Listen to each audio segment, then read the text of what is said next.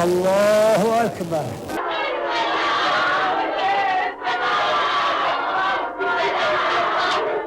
3 जून 1989 Iran की राजधानी Tehran, रात के करीब 10:30 बजे एक खबर दुनिया भर में बिजली की तरह फैलती है कि इस्लामिक क्रांति के नायक आयतुल्लाह रूहुल अल्लाह खुमैनी का निधन हो गया।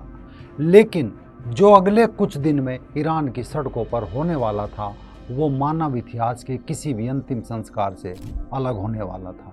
इतना अलग कि आज भी दशकों बाद जब ईरान में कोई जनाजा होता है तो लोग 1989 के उस खौफनाक नज़ारे को या जनाजे को आज भी याद करते हैं।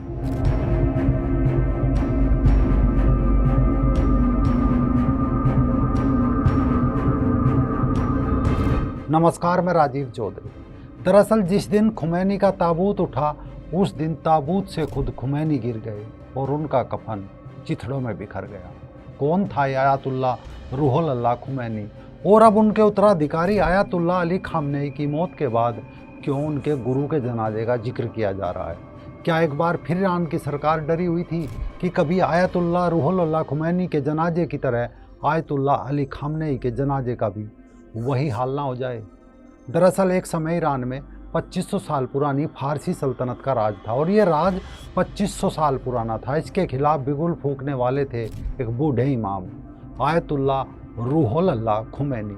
1979 की इस्लामिक क्रांति का इन्होंने नेतृत्व किया, देश के पहले सर्वोच्च नेता बने, जबकि अली खामनेई यानी उनके चेले उत्तराधिकारी बने। ईरान पर शरीयत और इस्लामिक कानून थोपने वाले, महिलाओं को बुर्के में कैद करने वाले, सारे के सारे शरीयत के फरमान लागू करने वाले आयतुल्लाह रूहुल अल्लाह खुमैनी ईरान के लोगों के लिए एक नेता नहीं बल्कि एक फरिश्ता थे।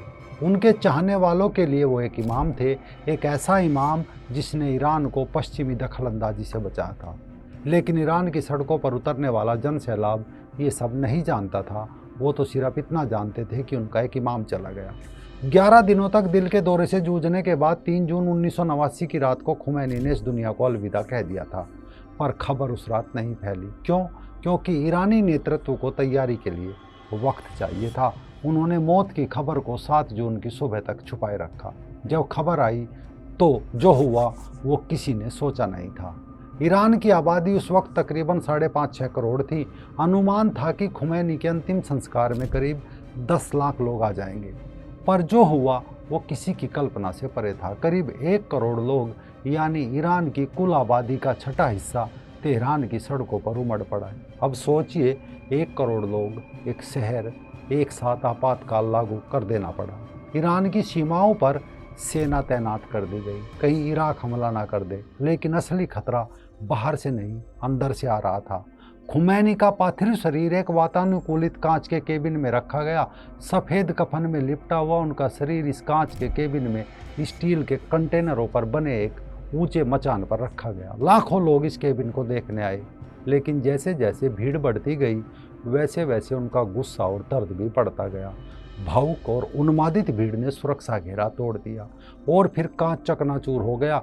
खुमैनी के शरीर को लोग छूना चाहते थे, उनके कफन का एक टुकड़ा पाना चाहते थे, एक पवित्र अवशेष के तौर पर उसे घर ले जाना चाहते थे। पर यह तो एक शुरुआत थी। जब खुमैनी के शरीर को दफनाने के लिए ले जाया जाने लगा तो तेहरान की सड़कें पूरी तरह ठप हो चुकी थी। जनाजे की गाड़ी आगे नहीं बढ़ पा रही थी। और फिर वो हुआ जो किसी ने सोचा नहीं था। भीड़ ने ताबूत पर हमला बोल दिया। लोग ताबूत को छूने, उसे पकड़ने, उसे अपने कब्जे में लेने के लिए आगे बढ़े। लकड़ी का ताबूत टूट गया, ताबूत का ढक्कन उड़ गया और फिर खुमैनी का शरीर ताबूत से बाहर गिर गया। सफ़ेद कफन में लिपटा हुआ शरीर अब जमीन पर था। भीड़ ने कफन को खींचना शुरू कर दिया। कफन के छोटे छोटे टुकड़े तोड़ने लोगों ने शुरू कर दिए, और फिर वो हुआ जिसने पूरी दुनिया को चौंका दिया। खुमैनी का नंगा बदन भीड़ के सामने उजागर हो गया। ईरानी टेलीविज़न ने तुरंत प्रसारण बंद कर दिया कि उनके नेता का शरीर उन्हीं के चाहने वालों के हाथों अपमानित हो रहा था। खुद खुमैनी का बेटा इस भगदड़ में गिर गया। ईरान की इस्लामिक रेवोल्यूशनरी गार्ड ने हवा में फायर किए, लेकिन भीड़ काबू नहीं आ रही थी। 8 लोग इस भगदड़ में मारे गए, सैकड़ों लोग घायल हो गए। ईरानी नेतृत्व के सामने अब सिर्फ एक रास्ता था कि आनन फानन में खुमैनी के नंगे शरीर को फिर से एक ताबूत में रखा गया। एक निजी हेलीकॉप्टर बुलाया गया, ताबूत को हेलीकॉप्टर में लादा गया और हेलीकॉप्टर उड़ा खुमैनी का शव लेकर भीड़ से दूर। अफसोस की बात यह थी कि हेलीकॉप्टर भी पूरी तरह सुरक्षित नहीं था। ताबूत हेलीकॉप्टर के खुले दरवाजों से बाहर झांक रहा था। भीड़ ने हेलीकॉप्टर को घेरने की कोशिश की। हेलीकॉप्टर को 2 बार उतरने के लिए मजबूर होना पड़ा। रेडियो और टेलीविज़न पर ऐलान कर दिया गया कि अंतिम संस्कार स्थगित कर दिया गया है। भीड़ को हटाने के लिए सेना को तैनात करना पड़ा। 5 घंटे बाद हेलीकॉप्टर खुमैनी के शरीर को लेकर बहेश्ते ज़हरा कब्रिस्तान ले गया, लेकिन भीड़ वहां पहुंच चुकी थी। अब ईरानी नेतृत्व ने कोई जोखिम नहीं लिया। ताबूत अब धातु का था, उसे कोई तोड़ नहीं सकता था। सैनिकों ने शरीर को ताबूत से निकाला और जल्दी से कब्र में पटक दिया। कब्र पर कंक्रीट की प्लेट रख दी और उस कंक्रीट की प्लेट पर एक बहुत बड़ा कंटेनर लाकर रख दिया, वही कंटेनर जो माल ढोने के काम आता है।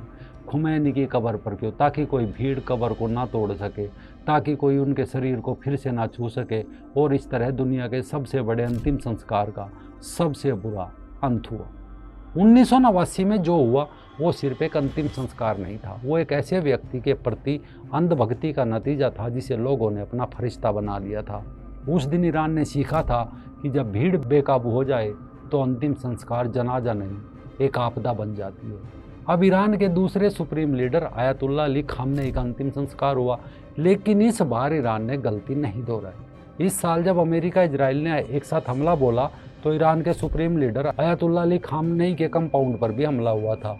86 साल के खामनेई उस हमले में अपनी पत्नी, बेटी, दामाद, बहू और एक पोती के साथ मारे गए थे। उनके बेटे मोजतबा खामनेई, जिन्हें उनका उत्तराधिकारी बनाया गया है, उसी हमले में बुरी तरह घायल हो गए थे। हालांकि बताया जा रहा है कि उनके चेहरे, सिर और पैरों पर गंभीर चोट आई थी। हालांकि आज तक मोजतबा खामनेई सार्वजनिक रूप से इसके बाद नहीं दिखे, वो जिंदा भी है या मुर्दा है। मोजतबा खामनेई सार्वजनिक रूप से अभी तक नहीं देखे गए। कुछ कहते हैं कि वो जिंदा है और कुछ कहते हैं कि वो भी उसमें मारे गए थे। हालांकि मजहब में एक नियम है कि मृतक को 24 घंटे के भीतर दफना देना चाहिए, लेकिन खामनेई को दफनाने में तकरीबन 131 दिन लग गए। डर था करोड़ों लोगों का इकट्ठा करना उस हालात में आत्मघाती था कि कोई भी बड़ा जमावड़ा बमबारी का निशाना बन सकता था, तो उनका सब एक रेफ्रिजरेटेड कोल्ड स्टोरेज में रखा गया। लेकिन क्या सिर्फ युद्ध की वजह थी? नहीं, एक और वजह थी, 1989 का डर। ईरानी नेतृत्व नहीं चाहता था कि खुमैनी के जनाजे जैसा हाहाकार दोबारा हो। उन्होंने फैसला किया कि जब तक पूरी तरह सुरक्षित माहौल ना हो, जनाजा नहीं निकलेगा। इसी कारण 3 जुलाई 2026 को आखिरकार खामनेई का शव सार्वजनिक किया गया। खुमैनी की याद में बने ग्रैंड मुसल्ला प्रार्थना हॉल में खामनेई और उनके परिवार के ताबूत रखे गए। फूल बरसे, लोग रोए, सिर पीटे, पर इस बार ईरान तैयार था। उन्होंने सिर्फ एक लाश की सुरक्षा के लिए 2,65,000 सुरक्षाकर्मी तैनात किए थे। 16,000 स्पेशल पेट्रोल यूनिट, 15,000 सुरक्षा चेक पॉइंट बनाए गए। हवाई क्षेत्र को बंद कर दिया गया, सड़कों पर कर्फ्यू लगा दिया गया। 1,500 मेडिकल प्रोफेशनल, 317 एम्बुलेंस, 300 मोटरसाइकिल और 6 फील्ड हॉस्पिटल तैनात किए गए थे। पहले उनका सब ईरान से बाहर इराक ले जा गया। नजफ में इमाम अली की मज़ार पर और करबला में इमाम हुसैन की मज़ार पर लाखों लोगों ने ताबूत को छूने की कोशिश की। इराक के नजफ में जब खामनेई का ताबूत इमाम अली की मज़ार से गुजरा तो लोगों ने ताबूत को छूने के लिए धक्का मुक्की की, मगर हज़ारों की संख्या में पुलिसकर्मी और सेना की मौजूदगी ने स्थिति को नियंत्रित रखा। इस बार ताबूत नहीं टूटा, कफन नहीं फटा, शव नहीं गिरा, लेकिन जंग अभी ख़त्म नहीं हुई। जिस दिन खामनेई को मसद के इमाम रजा की मज़ार पर ले जाया गया, उसी दिन अमेरिका ने नए हमले शुरू किए। होर्मुज में ईरानी हमलों के जवाब में अमेरिका ने ईरानी सैन्य ठिकानों पर बम बरसाए। अब ईरानी लोगों को डर है कि जंग फिर शुरू हो सकती है। आयतुल्ला अली खामनेई की कहानी ख़त्म हो चुकी है, लेकिन अभी ईरान की कहानी बाकी है। ये जंग अभी नहीं रुकेगी, क्योंकि ईरान की फ़ौज अब ईरान की सत्ता के हाथ से निकल चुकी है। वो बदला चाहते हैं, और अमेरिका और इजराइल क्या चाहते हैं आप सब जानते हैं। कमेंट बॉक्स में अपनी राय जरूर दें।